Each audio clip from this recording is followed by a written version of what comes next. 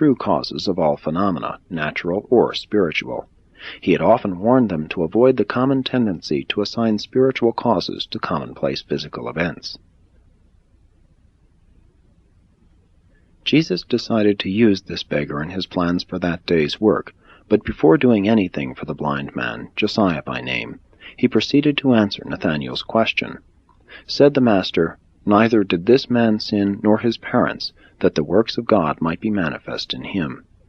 This blindness has come upon him in the natural course of events, but we must now do the works of him who sent me, while it is still day, for the night will certainly come when it will be impossible to do the work we are about to perform.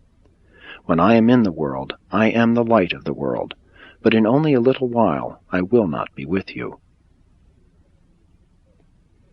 When Jesus had spoken, he said to Nathanael and Thomas, "Let us create the sight of this blind man on this Sabbath day, that the scribes and Pharisees may have the full occasion which they seek for accusing the Son of Man."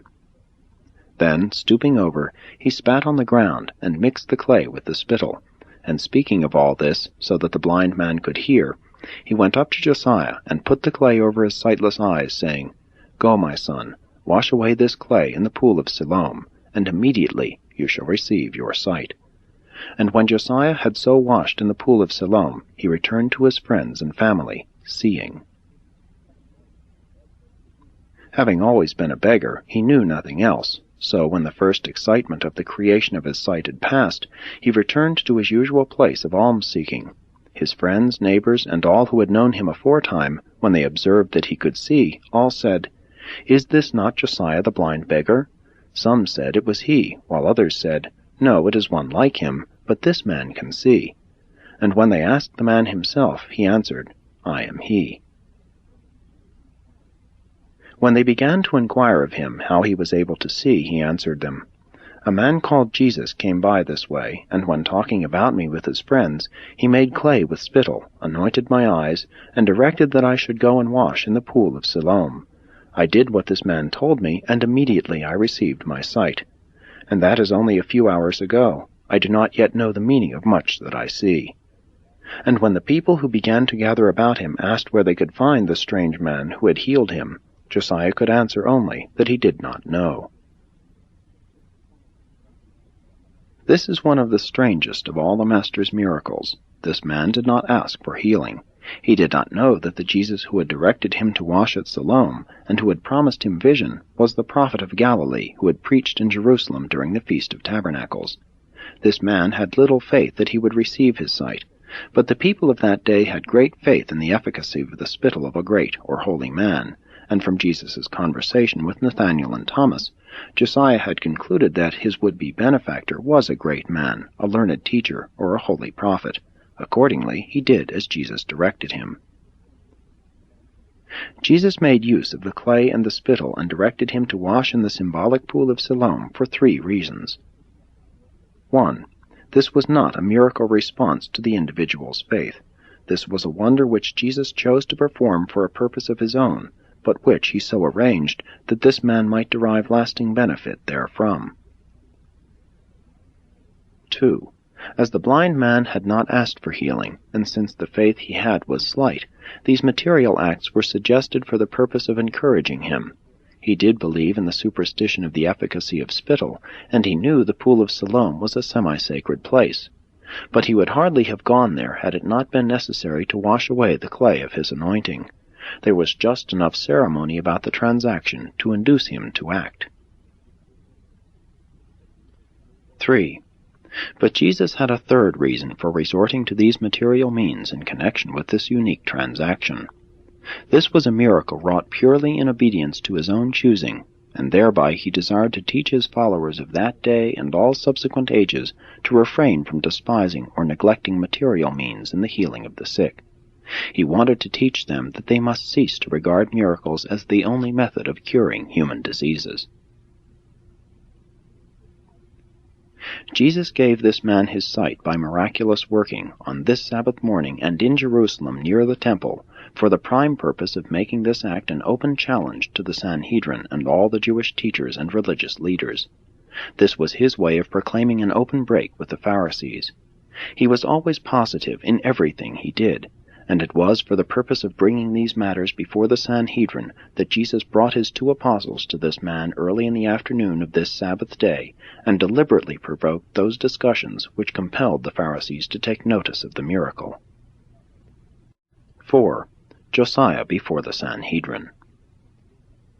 By mid-afternoon, the healing of Josiah had raised such a discussion around the temple that the leaders of the Sanhedrin decided to convene the council in its usual temple meeting place. And they did this in violation of a standing rule which forbade the meeting of the Sanhedrin on the Sabbath day. Jesus knew that Sabbath breaking would be one of the chief charges to be brought against him when the final test came, and he desired to be brought before the Sanhedrin for adjudication of the charge of having healed a blind man on the Sabbath day, when the very session of the high Jewish court sitting in judgment on him for this act of mercy would be deliberating on these matters on the Sabbath day, and in direct violation of their own self-imposed laws. But they did not call Jesus before them. They feared to. Instead, they sent forthwith for Josiah. After some preliminary questioning, the spokesman for the Sanhedrin, about 50 members being present, directed Josiah to tell them what had happened to him. Since his healing that morning, Josiah had learned from Thomas, Nathanael, and others that the Pharisees were angry about his healing on the Sabbath, and that they were likely to make trouble for all concerned. But Josiah did not yet perceive that Jesus was he who was called the deliverer. So when the Pharisees questioned him, he said, "This man came along, put clay upon my eyes, told me to go wash in Siloam, and I do now see." One of the older Pharisees, after making a lengthy speech, said, "This man cannot be from God, because you can see that he does not observe the Sabbath. He violates the law, first in making the clay, then in sending this beggar to wash in Siloam on the Sabbath day. Such a man cannot be a teacher sent from God." Then one of the younger men, who secretly believed in Jesus, said, "If this man is not sent by God, how can he do these things? We know that one who is a common sinner cannot perform such miracles. We all know this beggar, and that he was born blind. Now he sees. Will you still say that this prophet does all these wonders by the power of the prince of devils?" And for every Pharisee who dared to accuse and denounce Jesus, one would arise to ask entangling and embarrassing questions, so that a serious division arose among them. The presiding officer saw whither they were drifting, and in order to allay the discussion, he prepared further to question the man himself. Turning to Josiah, he said, "What do you have to say about this man, this Jesus, whom you claimed opened your eyes?" And Josiah answered, "I think he is a prophet." The leaders were greatly troubled and, knowing not what else to do, decided to send for Josiah's parents to learn whether he had actually been born blind. They were loath to believe that the beggar had been healed. It was well known about Jerusalem, not only that Jesus was denied entrance into all synagogues, but that all who believed in his teaching were likewise cast out of the synagogue, excommunicated from the congregation of Israel. And this meant denial of all rights and privileges of every sort throughout all Jewry, except the right to buy the necessaries of life. When, therefore, Josiah's parents, poor and fear-burdened souls, appeared before the august Sanhedrin, they were afraid to speak freely. Said the spokesman of the court, "Is this your son? And do we understand aright that he was born blind? If this is true, how is it that he can now see?" And then Josiah's father, seconded by his mother, answered, "We know that this is our son, and that he was born blind. But how it is that he has come to see, or who it is that opened his eyes, we know not. Ask him, he is of age, let him speak for himself."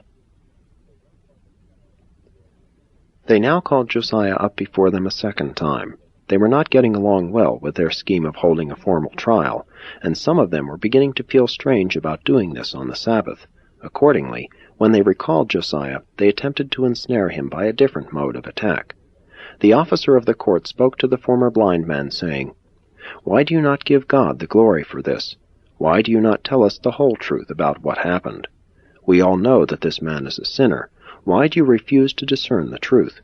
You know that both you and this man stand convicted of Sabbath breaking. Will you not atone for your sin by acknowledging God as your healer, if you still claim that your eyes have this day been opened?" But Josiah was